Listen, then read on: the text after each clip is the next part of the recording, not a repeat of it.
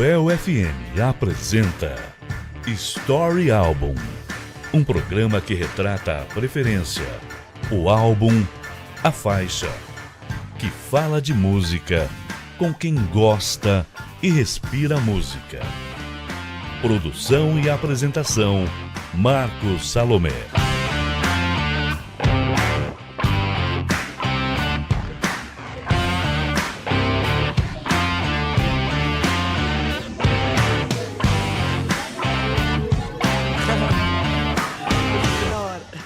Cento e 107.9 UEL-FM, direto dos estúdios, mais uma vez sobre a batuta do senhor Ricardo Lima, para mais um Story Album, segunda temporada, para falar da preferência, escolha, enfim, do que move, do que é, do que não é e do que faz a essência do ouvinte, do fã, do cara que consome a obra e traduz isso de uma forma simples para quem vai ver, vai ouvir, vai entender.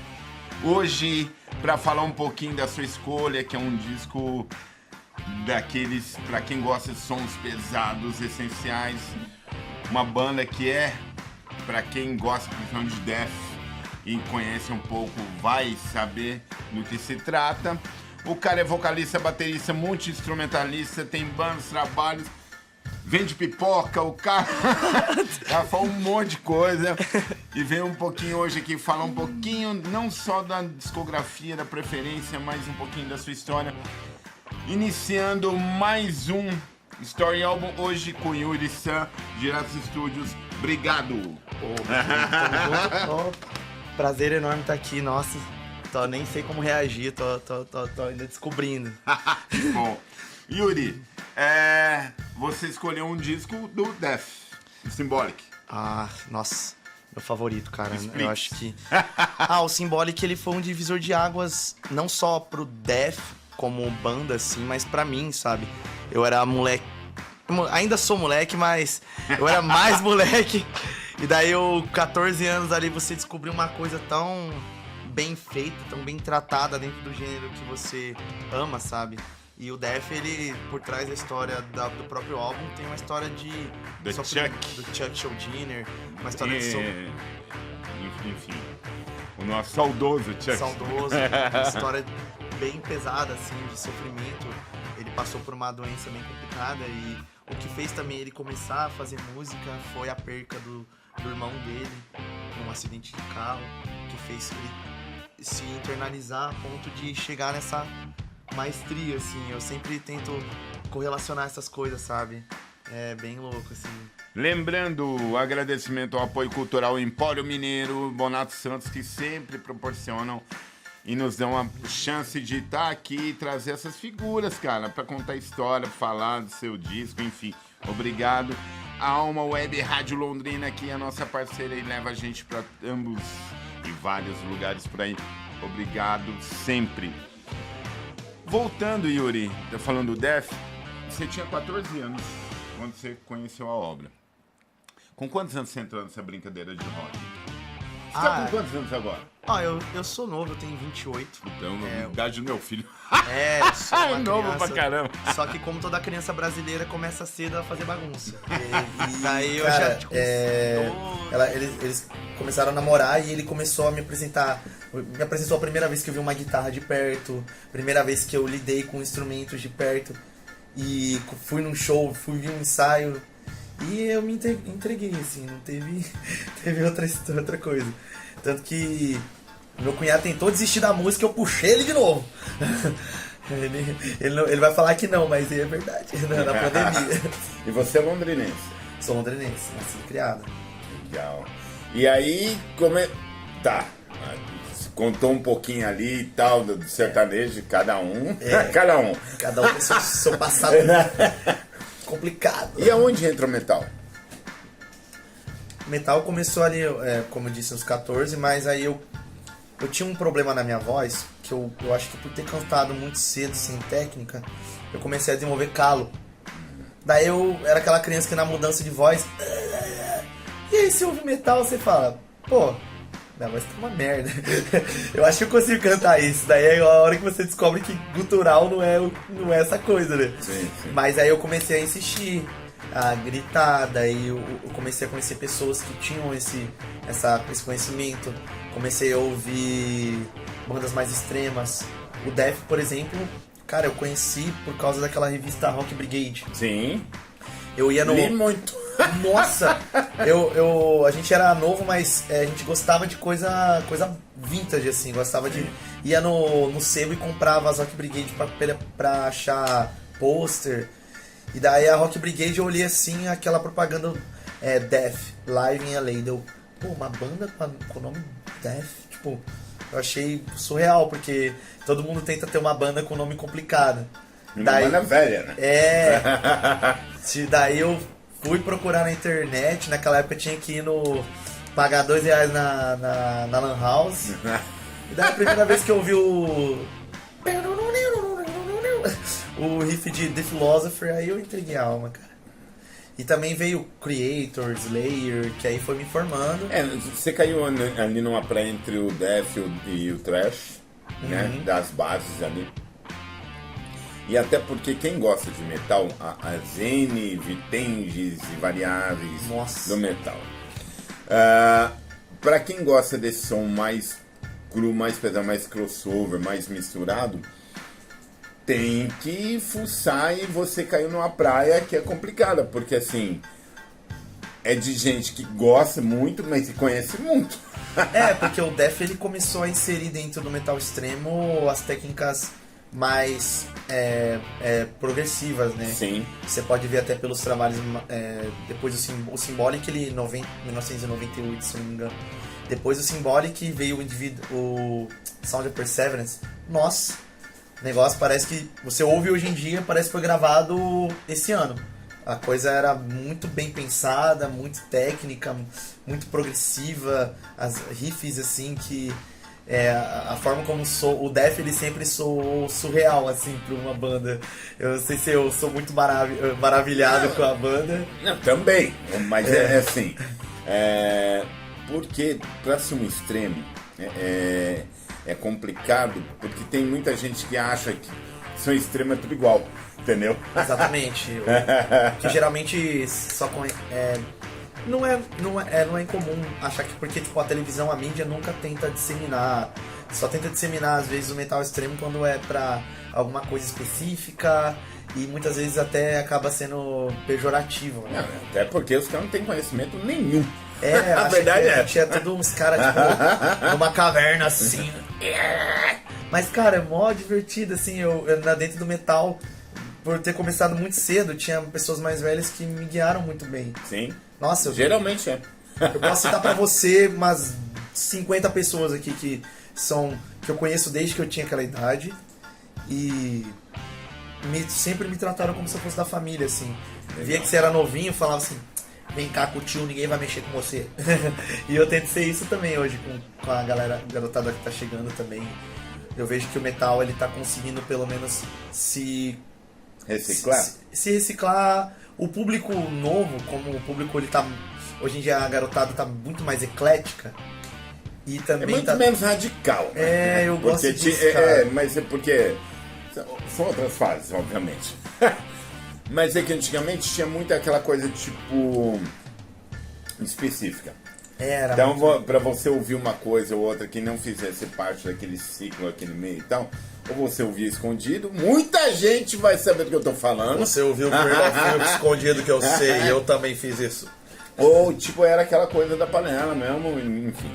Hoje, as possibilidades são legais justamente por isso. Você tem N chances de conhecer muito mais coisas e não deixar de ter a sua preferência.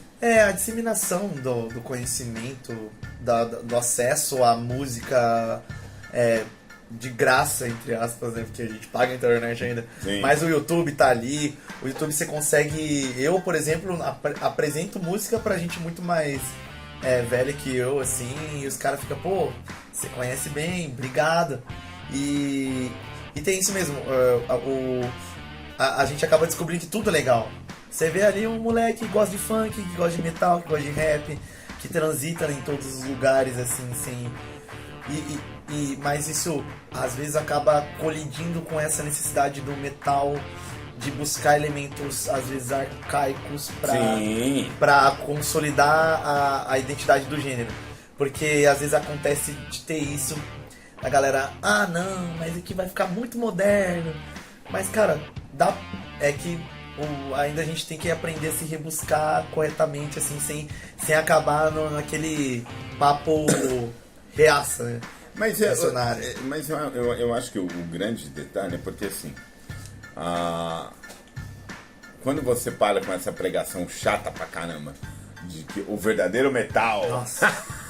essas coisas, que assim, você passa anos da sua vida ouvindo, sério. Então daí você começa a entender, até porque você já é de uma geração mais jovem e quem é da sua geração tem uma amplitude maior e uma possibilidade de várias variáveis. Como eu sou um dos tio que deu um monte de tio que veio e depois fica falando na minha cabeça lá, os tio aprenderam a entender a necessidade. Eu sempre tive uma abertura porque eu sempre ouvi muita coisa, não só metal e tal. Mas conheci muita gente e tive a minha fase radical também. Eu também, quando eu comecei a ouvir, é que o metal ele é muito emocional, por mais que a galera não tente expressar isso, é muito emocional. Tem cara que chora, tem homem barbado que chora, vê o Manowar e fala, ai, vou chorar, tá ligado? Eu choro ouvindo coisa muito pesada, isso é uma coisa... É pessoal, né? E salva muito a vida da galera. Quem tem depressão entende que Sim. o metal extremo fala muito pro depressivo. E às vezes quando a gente cria essa bandeira pra se definir e vê alguém tentando solver isso, acaba ficando mesmo irritado, sem saber como entender também a geração atual. Mas o que eu acho é que a geração atual, tem um filósofo que disse isso uma vez, que as pessoas mais novas, elas são mais antigas que os antigos, porque nós somos um compêndio de tudo que os antigos nos passaram. Então a gente tem informação antiga mais que os antigos. Então, mas também tem o lance dos antigos ouvirem a geração atual, porque a gente também tá tentando fazer uma coisa bonita com o que foi passado. Eu, pelo menos, eu ouço meus velhos toda vez. Tanto que no Predator, nossa, eu acho que você não ouviu os velhos. Primeira dica. Primeira música. A primeira música É. é a Symbolic. Por quê? Que é a Symbolic não só porque é a faixa título do álbum, acho que porque ela fala sobre, na própria letra dela, ela fala sobre conceitos de justamente o que a gente estava conversando agora, de buscar os atos simbólicos, que são coisas que nós fazemos sem perceber, mas se a gente ficar sem, a gente perde o sentido de tudo, assim. Os atos, tanto que ela fala, atos simbólicos tão vívidos e ao mesmo tempo eles são invisíveis. E isso me tocou muito porque ela fala sobre buscar a inocência da vida, olhar, e o artista ele tem que estar o tempo todo fazendo isso, criando a simbologia para que as pessoas não se esqueçam disso, né? E a Symbolic, ela fala sobre esse apego, não apego, mas essa busca por uma essencialidade, né? Então escutem lá a primeira dica do Yuri. Symbolic. 107.9, dando sequência direto dos estúdios, foi bom. Hoje com Yuri San, que veio falar um pouquinho dessa escolha do Death, ou Death. Aí fica o seu critério. Anticolonial. Aí fica a critérios, mas enfim, dentro de tudo isso que a gente vem falando, Yuri, você passou por um monte de banda também, né, cara? Eu pulei, eu fiz uma bagunça aí, pulei de banda em banda. Não pulei, né, mas eu acho que eu sou meio acumulador de banda, porque parece que eu quero fazer muita coisa ao mesmo tempo. TDAH é monstro, mas eu comecei com bandas assim, locais de rock nacional. Todas são locais, mas eu comecei numa banda chamada Los Joaquins. Foi quando eu aprendi a tocar guitarra, daí eu... O que você faz quando você aprende a tocar guitarra? Você toca punk, que aí você... É mais legal, é mais legal, é fácil. Você acompanha qualquer coisa com 3 acordes. E a gente tocava Gritando HC, Raul Seixas, Legião Urbana e umas músicas próprias. Tanto que meu cunhado, ele era guitarrista dessa banda, Tá. e eu acompanhava ele na base. Daí eu fiz o meu primeiro show, que foi lá... Nossa, foi lá em Maringá, numa invasão narcopunk maluca. Foi legal, cara. Tocamos com umas bandas que eu nem sabia que eram, tipo, de Stanásia, que é uma puta banda de... eles são crust. Nossa, maravilhosa. Mas aí quando eu me descobri como vocalista foi com o SD Brigade. Que foi, acho que, a banda que mais me dá saudades. Porque foi um projeto que... Foi quando me falaram assim, ó, Yuri, você vai ser vocalista, toma essas letras aí e tenta. Que aí que eu falei assim, meu, agora aconteceu de verdade. E eu via o instrumental dos caras, aquela coisa linda. Meu Deus, uma banda de thrash metal caindo no meu colo assim, do nada. Eu tive que abraçar. E a gente deixou uns 2 testamentos aí. Uma demo, chama Addiction to Distortion, que é uma demo gravada ao vivo, assim, no estúdio antigo estúdio do René, estúdio 8, salve René. E a gente deixou um álbum também, que foi o Storm Into This Land, que, pelo amor da glória, aquilo ali é bonito, cara. Quem produziu foi o Marco, do Toque Grave, Tá. ali na Duque de Caxias. E o qual que é a importância do Death dentro dessa formação sua como vocalista, como banda, como... Cara, o Def, ele fez eu querer me aperfeiçoar, assim, em todas as instâncias. Até hoje eu me hiperfoco, cara. Tem músicas do Def que eu há anos tento tocar. Não que eu seja um instrumentista na guitarra, assim, muito aplicado. Sempre me apliquei mais no vocal. Mas a minha influência de vocal maior é o Chuck Schuldiner. Aquele rasgado que ele fazia que todo mundo tenta imitar, assim. Você pode pegar depois dele, assim, foi um marco histórico, assim. Aquela voz é uma coisa... A galera a Fernanda Lira do Crypta, você pode perceber que ela tem muita referência. Você pode perceber o vocal do Hypocrisy, o Peter Targetry.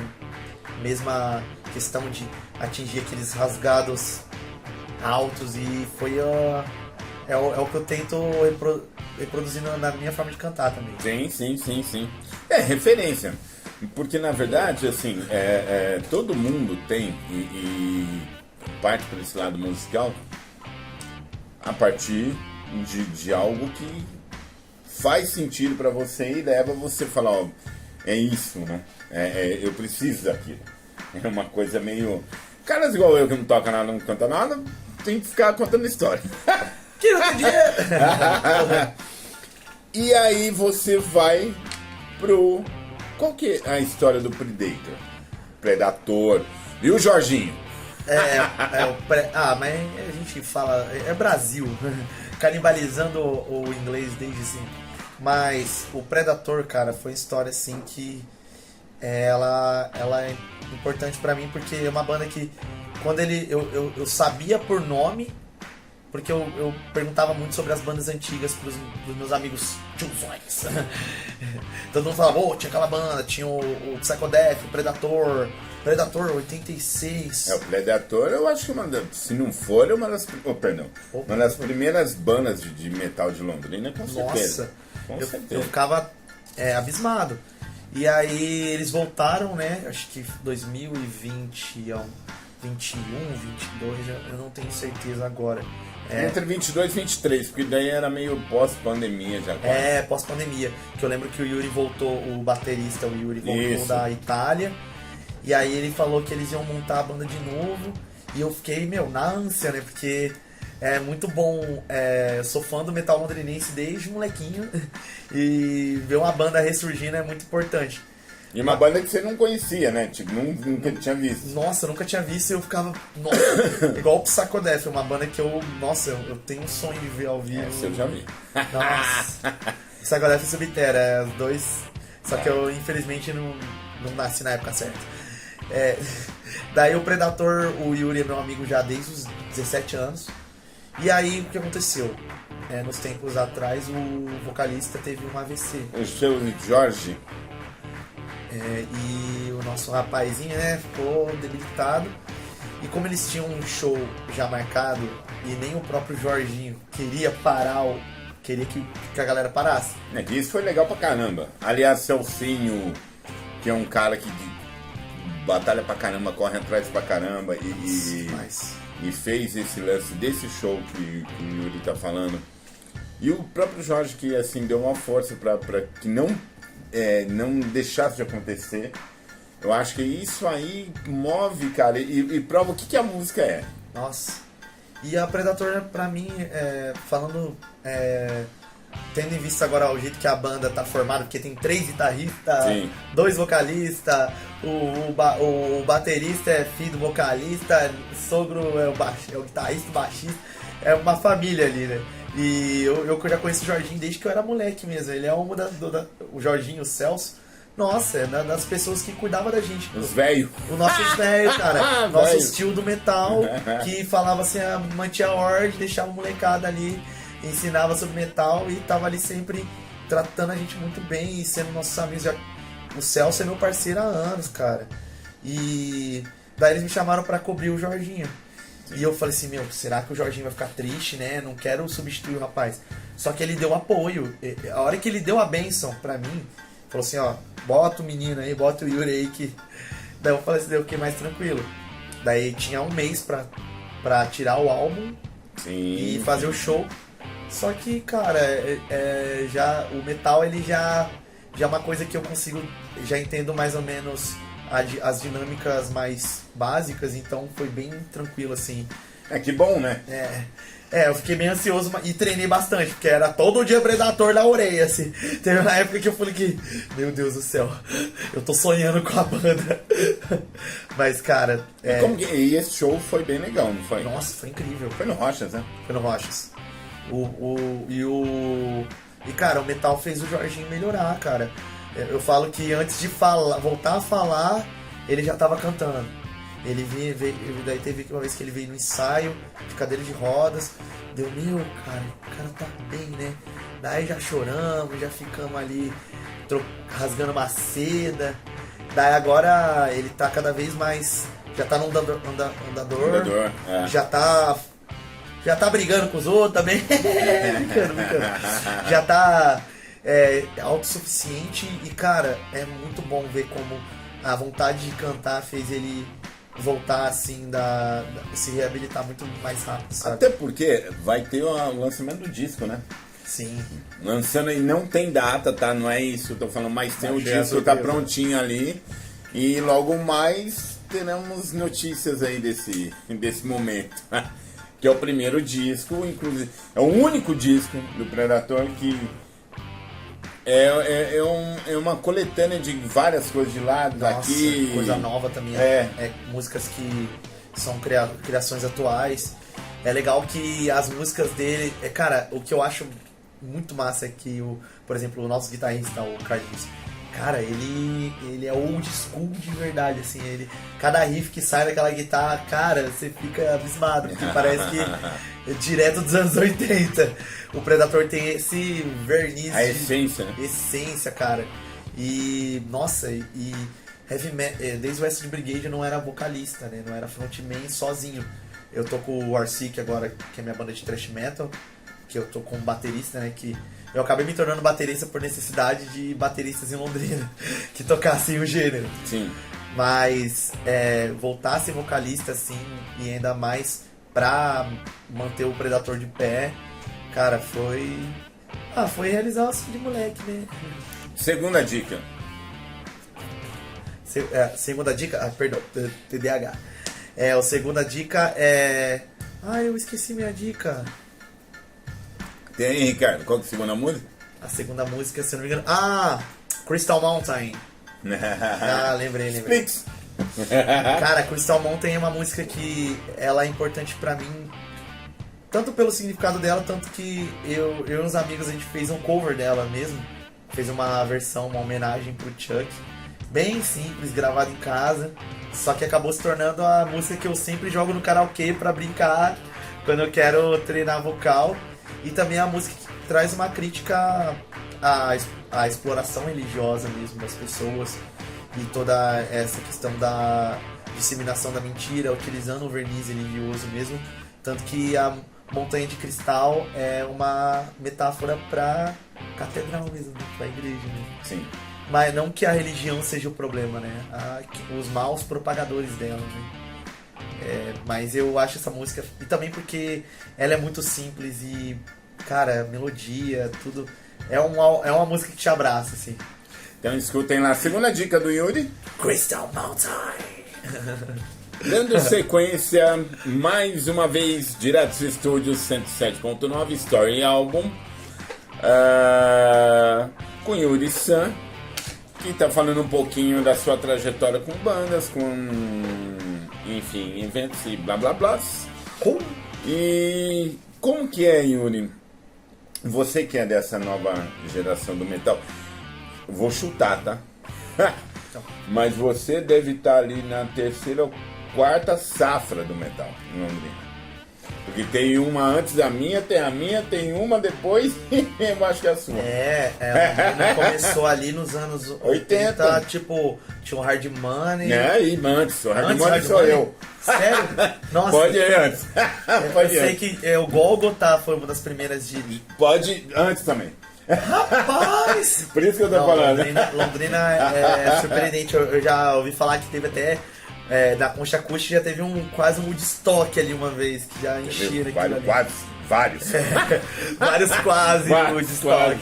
É porque, na verdade, já vou voltar à pergunta, é que assim, uma coisa é você viver aquele momento, que era o nosso analógico, sem informação, e a gente queria demais. É aquela coragem, vamos lá. Hoje em dia tem todo um alicerce tecnológico e onde o domínio público poderia dar um pouco mais suporte para que as coisas acontecessem mais ok.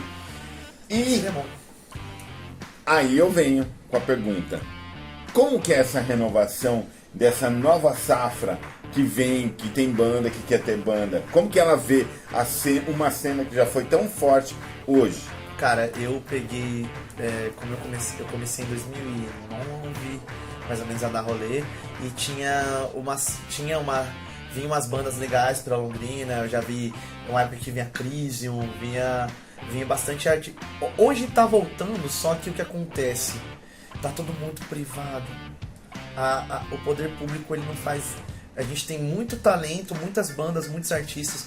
Eu trafego não só sobre o metal. Eu já mexi com rap, já mexi com rap e rock, assim. Já toquei em cenas assim, mais diferentes da nossa. Cara, se a gente tivesse uma coisa de acesso público realmente viável, assim, pra galera, cara, ia dobrar o número de bandas em Londrina. Porque a galera tá muito mais profissionalizada. Porque hoje em dia você vai na internet, você acha como criar a sua logo.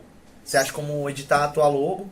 Você acha ali como editar o teu som no aplicativo do celular, deixar uma voz perfeita, usar uma IA. Hoje em dia as bandas, elas estão com muito mais acesso à produção de conteúdo. Sim. Só que o que acontece? Se não tivesse conteúdo exposto para o público, para pessoas, por exemplo, de bairros, pessoas, União da Vitória, Nova Esperança, a galera ali que, cara, é raro ter um palco ali para eles. Claro que tem a galera dos próprios movimentos do rap ali, o Menor NPR, que trabalha lá na Zona Sul. Cara, incrível. Os caras da Zona Oeste ali, que faz a batalha, se eu não me engano, ali é a do Hemp. Eu posso estar errado. Mas, cara, eu acho que deveria ter esse tipo de iniciativa mais generalista com a questão dos conteúdos também. Porque às vezes o rock autoral acaba ficando bem pra trás. Até no dia do rock. Então, porque eu só sei fazer autoral, cara. Eu tentei fazer cover e eu me arrependo de não ter puxado pro cover, mas o autoral me pegou e eu... Não, mas é até uma normalidade, porque o cover, toda banda começa fazendo cover, isso é normal. Nada contra a banda cover também. Não, eu adoro. Todos os meus amigos cover, tchau. A diferença é que, assim, quando você participa de um trabalho autoral, e é onde você tem que ter primeiro coragem, depois qualidade, todo mundo sabe disso, quem é de banda, E o suporte, porque é o seguinte, primeiro você tem que ter palco, tem que ter público e tem que ter vontade. Exatamente. Segundo ponto essencial, esse material, como o Yuri falou, tem que chegar e ser aplausível para quem não tem acesso. Porque assim, hoje tem Spotify, tem um monte de coisas, só que às vezes não é tão simples ou a pessoa simplesmente não sabe buscar. Exatamente.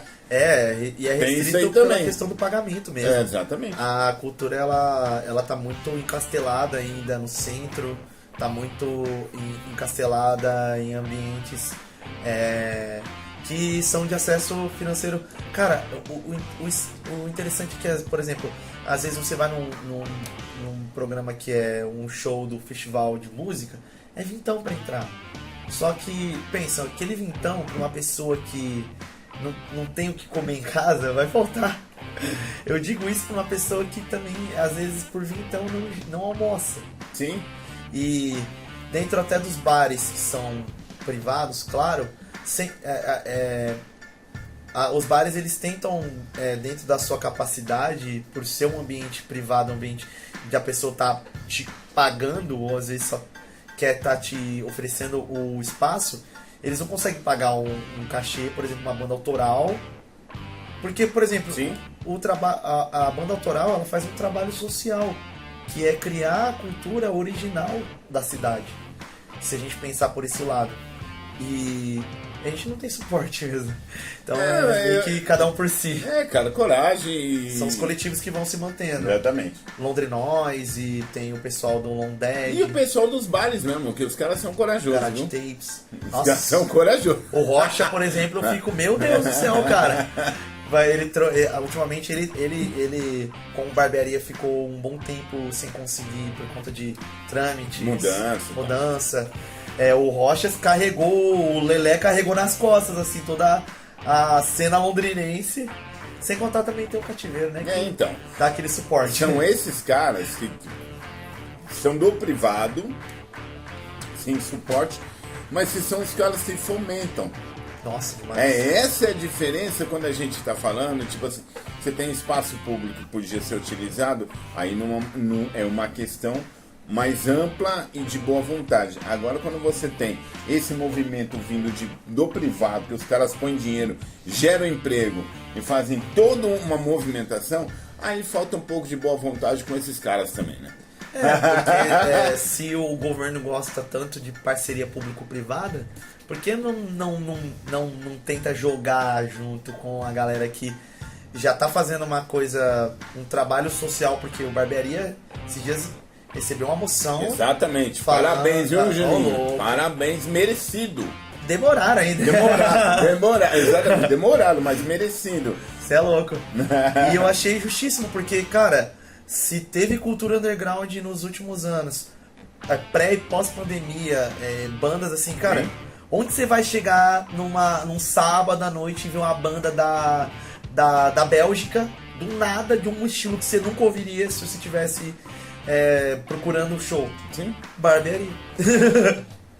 Voltando, hoje você acha que o Def tem tanta ou mais importância para quem está ingressando para o som pesado? A banda Def? Eu acho que ela é importante para quem tá começando a ouvir som pesado, porque tira a gente daquele estereótipo do death metal barulheira, coloca você num death metal que tenta ser mais experimental, que fala... O Def, ele completava a cartelinha, né, cara? O instrumental complexo, as letras falando de coisas que a gente acha substancial ou não imaginava que achava. E, cara, a banda mesmo, o vocalista, ele tinha um carisma, assim. Ele, cara, eu pesquisando, eu descobri que ele tinha um santuário de cuidar de cachorro, cara. Ô, louco. Cara, eu me identifico demais. Mas também eu acho que é legal porque, cara, Def é uma banda que é absorvível pra pessoas que não gostam de metal extremo. Eu apresentei pra vários amigos que, não gostavam de metal. A pessoa ouve e fala: rapaz, eu não sabia que metal era desse jeito. Porque sempre é aquele estereótipo de... As pessoas já acham que vai chegar um ogro gritando. Não é assim não, galera. A galera do metal é muito boazinha. É que na verdade, por isso eu perguntei no começo do bloco, qual que era a importância para essa nova safra que é a sua. Porque uma coisa é você pegar clássicos, você conhece, você tá no meio, então, mas um menino da sua idade que ouve metal, ele já tramitou pelo new metal, já tramitou por essas bandas tipo o Tool, que é mais diferente, estranho, né? E de repente começa a pegar aqueles clássicos, tipo o Death, tipo o Creator mesmo, até o próprio Sepultura na primeira fase, e começa a enxergar um outro mundo que já é, velho. Cara, é que assim, por mais que antigo, se o mundo não foi apresentado a você, ele é um mundo novo, né? Sim, E descobertos. Meu irmãozinho mais novo, por exemplo, ele é minha cobaia do metal, cara. Tem 19 anos, eu acho que hoje em dia, tipo, eu fico muito feliz que ele me apresenta a música, assim. Ter o seu bebê ali te apresentando da mesma forma como você. A cria, né? Nossa, coisa boa demais. E, cara, eu me pego, assim, rebuscando, ouvindo uma coisa atual, daí eu vou lá, pego uma coisa dos anos 70 e já jogo ali na grade pro menino e ele, nossa, cara. Isso é legal. Isso é muito legal, porque ajuda a pessoa a entender os Expandir, paralelos, né, também. Terceira dica. A terceira dica é Perennial Quest. Essa daí, eu gosto dessa música porque ela fala sobre a busca perennial, que seria uma busca pelo conhecimento de tudo, assim. Geral. A música fala mesmo sobre, tipo, a partir do momento que você começa a andar e buscar conhecimento, você não quer parar. Você quer, tipo, tanto que ele fala, want to join me in this perennial quest. E, tipo, você quer entrar comigo nessa busca perennial, onde se eu não me engano, onde os sonhos se tornam realidade e o tempo é um teste. Então você vai encontrar o conhecimento, o teste do tempo vai ser o quanto você vai se dedicar e aguentar chegar naquele momento. Ou também nem chegar, porque o conhecimento ele é infinito, né? A partir do momento que você tentar reduzir a busca do conhecimento, você tá se privando de novos horizontes, usando um termo assim mais genérico. Mas essa música, ela pra um nerdola que nem eu, assim, ela é muito significativa. Então, é filosofia pura. Escutem lá. Perennial Quest é a última do álbum. Finalizando mais um Story Album que fala da preferência, do contexto, da qualidade, da importância da obra para quem ouve, para quem vem falar, para quem tem história e faz história. A segunda temporada, hoje com Yuri San, falando da banda Death, do disco Symbolic. E agora, para finalizar, como sempre, o que esperar desse restante de 2025? O que esperar de 2025 vai ter o lançamento do Predator, que a gente não sabe quando vai lançar, mas sabe. Mas vai vir. Tá vindo. O Predator tá vindo porcando. O Warseek, minha banda de thrash metal, vai também fazer um lançamento de uma gravação ao vivo que a gente fez lá no Rochas. Já. Estamos planejando 2 clipes ao vivo e um álbum ao vivo mesmo, porque que maneira melhor de começar as gravinhas se não meter um ao vivo ali, porque é o jeito que as músicas vieram. Depois a gente vai pensar no álbum mais trabalhado. E também porque é legal pra ter trabalho pra frente. Daí eu vou estar estreando em outubro com a Psicotrauma, que é a minha banda de grindcore. E esse próximo mês a gente tem os 2 shows. Dia 8/8 no Tears, com a Warseek, Guepardo, Mauthausen e Backbone, fazendo sua estreia aí, cover de Gojira. E dia 15, o Predator estará abrindo pro Escrota, lá no Rochas, com a banda Free Spirits também, lá do Reino Unido. Aí fica a dica. Tá baratinho, tá 30 antecipado e 40 na hora, tá? Pra ver o Escrota. Fala aí. páginas para quem quiser conhecer sua obra. Meu Instagram é YGL_NDA. Se você quiser procurar lá tem embaixo do meu nome tem todos os links dos meus projetos, mas tem a Predator Oficial lá no Instagram também, o Arsic Trash, o Arsic com S, 2 S e K, Sick de procura, porque às vezes as pessoas acham que é Sick de doença, mas eu quis fazer um trocadilho. E a Psicotrauma também, escreve tudo junto. E a gente tá lá, esporadicamente a gente fica postando uns conteúdos, mas é bom ter conteúdo só depois de show, né? Obrigado. Tamo junto, meu querido. Obrigado demais. Obrigadão por ter vindo. Opa! Vai aparecer aí a página do Story Album pra você. Curte lá. Faça isso. Deixa o seu like, cara. É a única coisa que eu peço, porque é o seguinte, você ajudando a gente tem a possibilidade de fazer e trazer essas figuras icônicas aí pra contar um pouquinho, não só da preferência, mas a história e que incentive a você a fazer sua história e vir aqui contar. Então é só isso que basta, é só isso que eu preciso e eu preciso pra fazer pra você. Senhor Ricardo Lima, mais uma vez, obrigado. Obrigado, Ricardão. Yuri, Nossa, obrigado. boa sorte. Cara. Tudo de bom. Pelo espaço. Tchau. Até a próxima.